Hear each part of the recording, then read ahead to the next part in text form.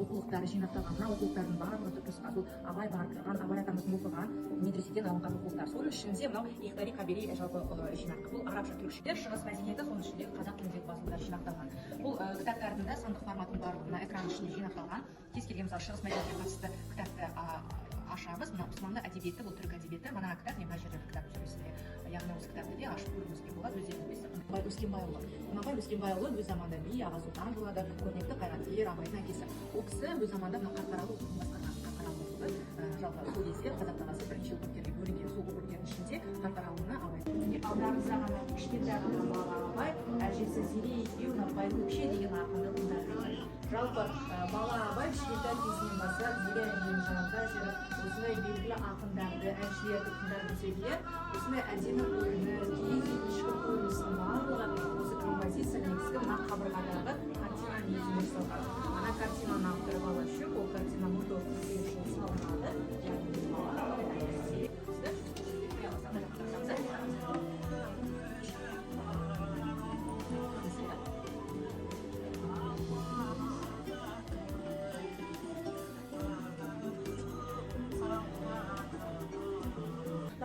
Біз осы абай мұражайының барлық ақпараттарымен таныстыңыздар, бұған дейін білмеген көптеген ақпараттарды алдыңыздар. Енді біліміңізді тексеріп көрейік.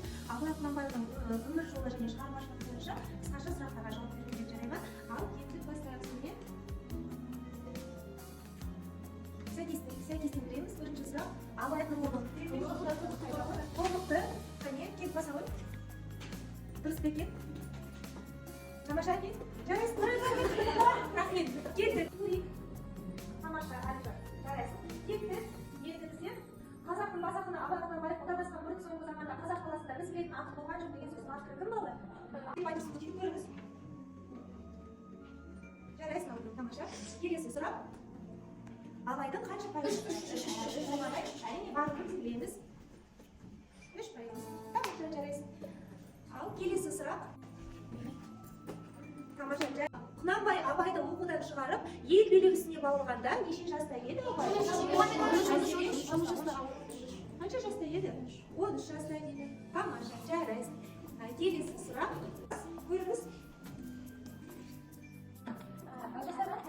Әйгерім деген қазір көріңіз. Ал, тамаша. Кеттік. Қай қара сөзде жас? Жарайсың. Тамаша. Келесі сұрақ.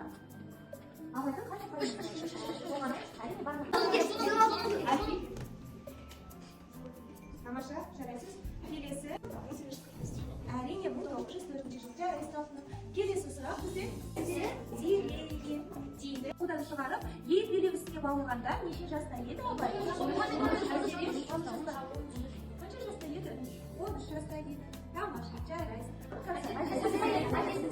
Зереге дейді. Абайдың қара сөзі.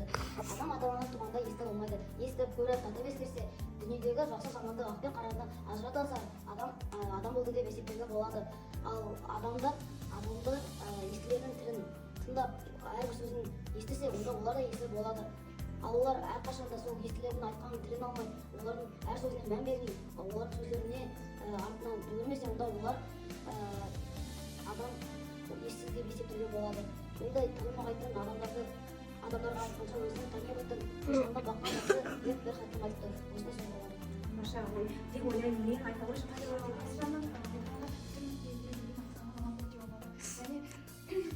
Біз ой қосты, иә, арасында жауап иә? Абайдың осы қара сөзінің қандай түйінді ой алдыңыз?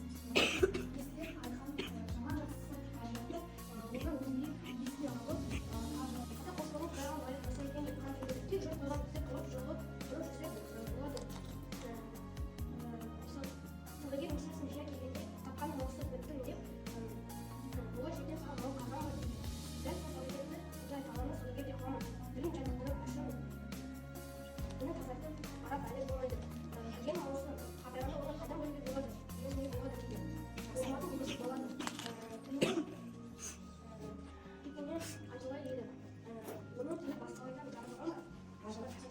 мәнерлеп оқыған айтқанға Сырға аға өзінің осы неліктен осы қара сөзді таңдап алдыңыз әлде? Шағын ой алдыңыз, иә? Жақсы, рахмет. Бұл сөз ол қақтай аспан, күз болып тұңғыл тұман жерді басқан. Білгенің тойғаныма, тоңғаныма, жылқы ойнап биік ашқандай жарысқан. Жасыл шөп бәйшешек жоқ бұрынғыдай. Жастар күлмес, жүгірмес бала шулай. Қайыршы шал епірге түсі кетіп, жапырағынан айырылған ағаш бурай. Біреу малға сапсиды салып биен, салбыраған тартыпты жыртық киен. Енесіне ертіп шудай жырын, жас атында жыртылған жаман ел. Рахмет. Шаспаймын өлеңді ермек үшін. Жоқ барды ертегіні термек үшін. Көкірегі сезімді тіл орамды, жаздым үлгі жастарға бермек үшін. Қазыналы қара сөзі, сен арқылы жағанға таралуы, ғажапты. Абай менен мақтанып өзге елге, нұрлы ақылмен сүйреген елін өрге. Мың өгізім қанбайды, тұнық жырға, құлагерсің шын жеткен жыр көрмеген. Ардақтым-ай, жыр қыраны көңілге самғап кеткен, ізгіліктің тамырын жалғап кеткен, надандықты арылтуды мақсат қылып, өлеңдерін жастарға арнап кеткен. Терең сенің ойларың, бала кезден қаламды ермек қылған, үйінде бекер жатпай еңбек қылған. Медреседе 3 ағай оқыса да, 300-ге шашу шашқан сергек жырда. Баба, сізге қайран.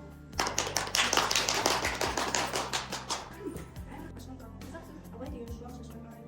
Бір тұтайдың әрбір қазақ баласы. Абай ұлы, абай дара дарасы. Абай жыры естілді шын қыста, абай болуын салды даласы. Абай хакім абай дара абай, мол ұраны қалдырыңыз маған. Ұрпағына аманатын әр сөзін бар ұратын көзі іштеріңіз бағай.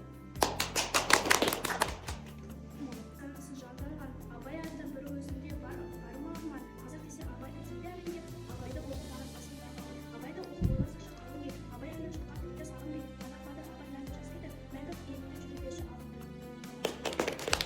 Жолданың қызын абай қалған. Жолға қызын бабам адам болған. Ғибрат алып сөзін адам болу арман.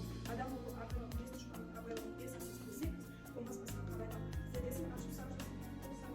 Сарайы жаңашыл. Анасы бар. Ең абайы, амал жоқ айқалашын.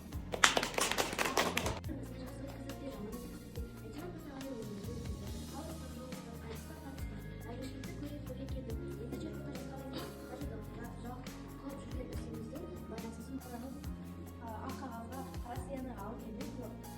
Керек болса алып нәрсеңіз Кейінгі ойын ариясыз, осындай қысқаша көмек жасап кетті жарайсың Сабина.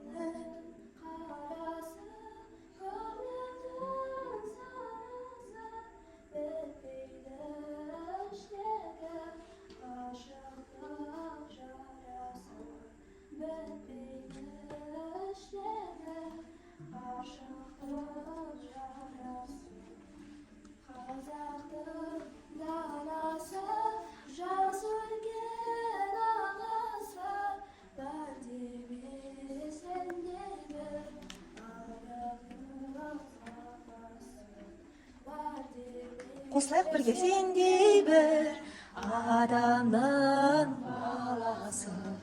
Жырлайын, жырлайын, аласы көз майын, айт